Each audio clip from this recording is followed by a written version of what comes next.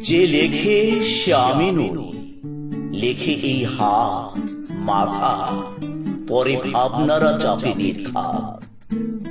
ভাবে মন অহরহ পীর তাই ধরে, ভাবনারা হেঁটে যায় প্রতি অক্ষরে। কখনো বা ভাবনারা আনে চোখে জল, মনের ব্যাধি সারাকে তখন লেখনি সম্বল। চাইলে মন লেখনির খুলে ফেলে খাপে, রাত্রি জাগি প্রেমে পড়ে ঘনিষ্ঠ উত্তাপে।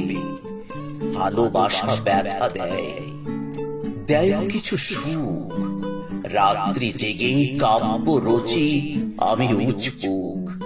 কিন্তু সে আমি নই, লেখাই অন্য কেউ, বুকের পাঁজরে দাঁড় টেনে যে নিত্য তোলে ঢেউ। লেখনি পাতে মেটায় রাতে যত আফসোস, যে লেখে সে আমি নই, বৃথা দাও দোষ। নিদ্রাহীন রাত্রি আমার বড় প্রিয়জন, আমি নই, লিখে এই কালি কাগজ মন।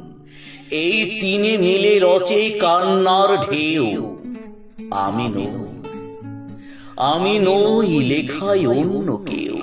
যে লেখায় সে ছড়ায় বুকে নিত্য অমল জ্যোতি, সে যে আমার হৃদয় লক্ষ্মী কাব্য সরস্বতী।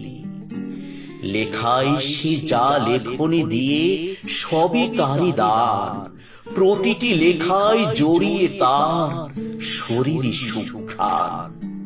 সেই তো আমায় কাব্য লেখায় ভাবায় প্রতিক্ষণ, সবার সে প্রয়োজনের হলেও আমার শুধু প্রিয়জন।